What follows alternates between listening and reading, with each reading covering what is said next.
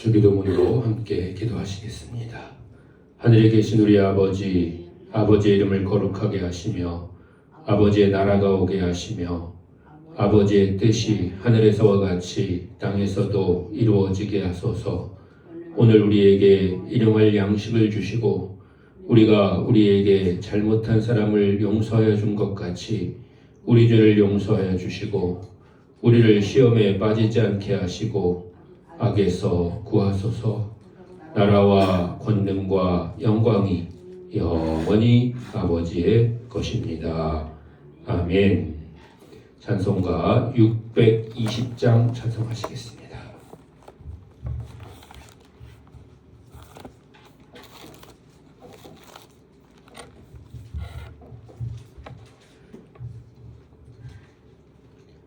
찬송가 620장입니다. 여기에 모인 우리 주의 은총 받은 자여라. 주께서 이 자리에 함께 계심을 아노라. 언제나 주님만을 찬양하며 따라가리니 시험을 당할 때도 함께 계심을 믿노라. 이 믿음도 굳세라. 주가 지켜주신다. 어두운 밤에도 주의 밝은 빛 인도하여 주신다. 주님이 뜻하신 일 헤아리기 어렵더라도 언제나 주 뜻 안에 내가 있음을 아노라. 사랑과 말씀들이 나를 더욱 새롭게 하니 때로는 넘어져도 주 승리를 믿노라. 이 믿음도 굳세라. 주가 지켜주신다. 어두운 밤에도 주의 밝은 빛 인도하여 주신다. 여기에 모인 우리 사랑받는 주의 자녀라. 주께서 뜻하신 바 우리 통해 펼치신다. 고통과 슬픔 중에 더욱 주님 의지하오니 어려움 이겨내고 주님 더욱 찬양하라. 이 믿음도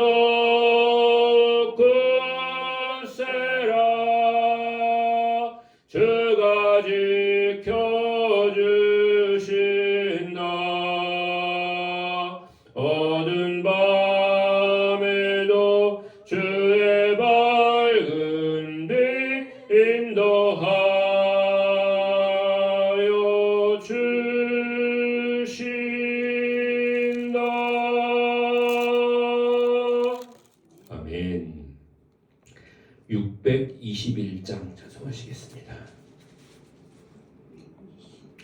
621장입니다.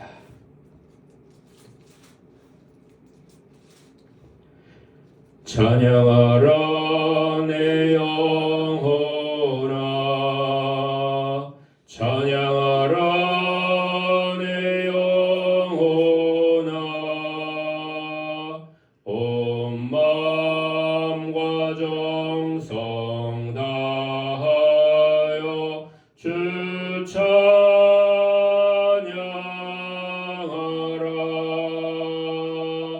경배하라 내 영혼아, 경배하라 내 영혼아, 온 마음과 정성 다하여 주 경배하라. 다시 한번 찬양하라 내 영혼아, 찬양하라 내 영혼아, 온 마음과 정성 다하여 주 찬양하라.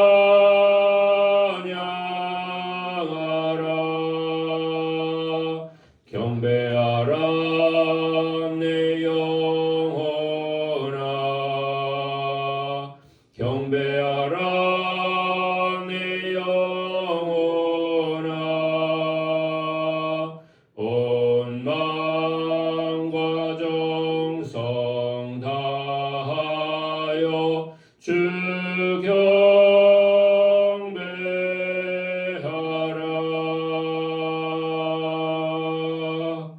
아멘. 하나님 말씀입니다. 하나님 말씀은 시편 117편입니다.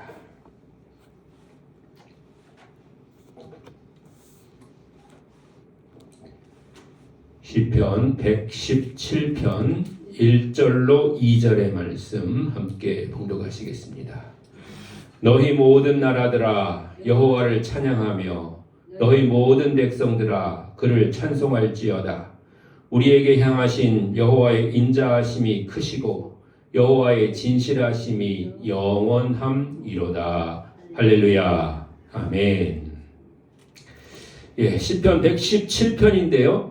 이 117편은 성경에서 가장 짧은 두 개의 절로 되어 있습니다. 성경에서 가장 짧으니까 당연히 시편 중에서도 가장 짧겠죠. 시편 가운데 가장 짧은 그런 시입니다. 그런데 이게 시편이라는 게 시이기도 하지만 찬양으로 불리는 그런 거잖아요. 그럼 여러분 찬송가 중에서 가장 짧은 찬송가들은 어떤 찬송가들일까요? 맨 앞에 여러분 찬송가에 보시면 송영이라고 되어 있잖아요. 우리가 예배 처음 시작할 때 부르는 성부, 성자와 성령 이런 거. 그게 가장 짧은 찬송가거든요. 그리고 뒷부분에 보면 아멘송이라고 해가지고 아멘, 아멘, 아멘 이렇게 되어 있는 그런 찬송가도 있습니다. 그런 걸로 봤을 때 지금 여기 117편은 송영으로 불리는 그런 찬송가들입니다.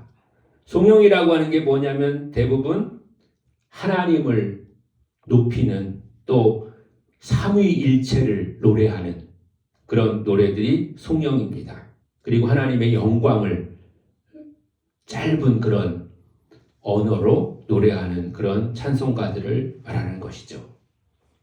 이 117편도 구약의 송영으로 그렇게 불렸던 그런 찬송시라고 하는 것이죠.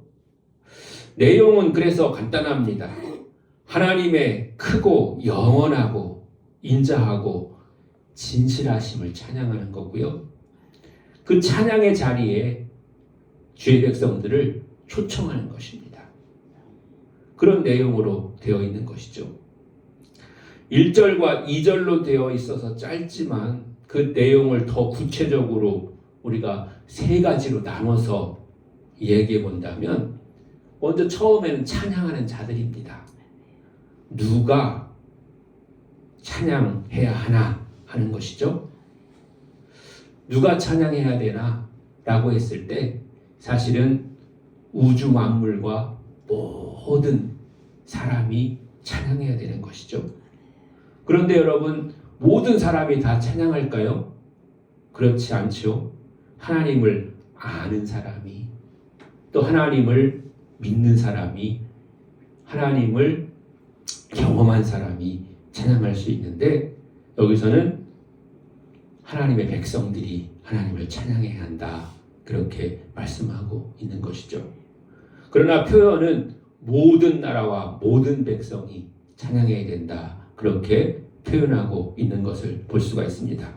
1절 말씀에 너희 모든 나라들아 여호와를 찬양하며 너희 모든 백성들아 그를 찬송할지어다 라고 되어 있는데, 그러니까 모든 나라 모든 백성이라고 하는 것은 표현 그대로 하다면은 이 땅에 사는 모든 그런 사람이 하나님을 찬양해야 된다, 이런 뜻이지만 실질적으로는 그렇게 되지는 못합니다. 그러니까 하나님을 찬양해야 될 대상은 모든 나라 모든 백성들이지만, 그러나 실질적으로는 하나님을 알고 믿고 경험한 그런 사람들이 하나님을 찬양할 수 있다고 하는 것이죠. 그럼 두 번째로 찬양의 주제, 어떤 내용을 가지고 우리가 찬양해야 될 것인가 하는 것입니다. 그것은 이제 2절에 나오는데요. 우리에게 향하신 여호와의 인자하심과 진실하심을 찬양해야 된다, 그렇게 말씀하고 있는 것입니다. 2절 보시면 우리에게 향하신 여호와의 인자하심이 크시고 여호와의 진실하심이 영원함이로다. 할렐루야, 이렇게 말씀하고 있는 걸 볼 수가 있습니다. 그러니까 사실은 하나님을 우리가 찬양한다고 했을 때 그 찬양의 주제, 내용이라고 하는 것이, 물론 우리가 현실적으로 아니면 구체적으로 내 삶 속에서 하나님의 뜻이 이루어진다든지 아니면 내 소원이 응답됐다든지 뭐 이런 것들도 구체적으로 우리가 찬양의 내용과 주제가 될 수 있겠지만은, 그러나 그보다 더 넓고 크게 본다면 하나님은 인자하시고 진실하시다고 하는 거죠. 선하시고 또 크신 하나님이시라고 하는 거죠. 그 모든 것, 그 속에 우리의 모든 것이 다 들어있는 거죠. 그래서 때로는 우리가, 어제도 우리가 함께 나눴지만은 우리의 기도가 응답되지 않아도, 응답되지 않는 것도 그것도 응답이기 때문에 우리는 하나님을 찬양하며 감사하며 기도하게 되는 줄로 믿습니다. 우리가 하나님을 언제나 찬양하는 그런 성도가 되어야 될 줄로 믿습니다. 그럼 더 나아가서 그 찬양을 해야 될 근거와 이유가 무엇이겠는가 하는 것인데요. 역시나 2절에 나오는 그 말씀인데요.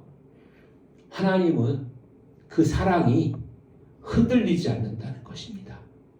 즉 견고한 사랑을 가지고 계시고, 또 역시나 진실하심이 크고 영원하시다는 것입니다.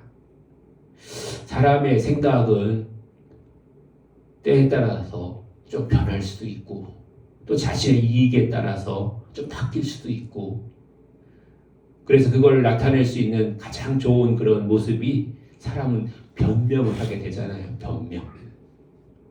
그래서 뭐 변명이 사실은 뭐 나쁜 것만이 아니라, 변명이라고 하는 것은 사실은 자신이 조금은 잘못했다는 걸 인정하는 부분도 되는 거죠. 내가 이렇게 잘못했는데 그거는 이렇게 이런 이유 때문이다, 이렇게 자신을 이제 변명하는 그런 부분도 있잖아요. 그런데 하나님은 그렇지 않다는 거죠. 하나님의 진실하심이 크고 영원하다. 즉 변함이 없으시고 후회함이 없으시고 변명함이 없으시다라고 그렇게 찬양하고 있는 것이고, 그것이 바로 하나님을 찬양할 수 있는 그런 근거와 이유가 된다고 그렇게 말씀하고 계시는 것입니다. 사랑하는 성도 여러분, 오늘 하루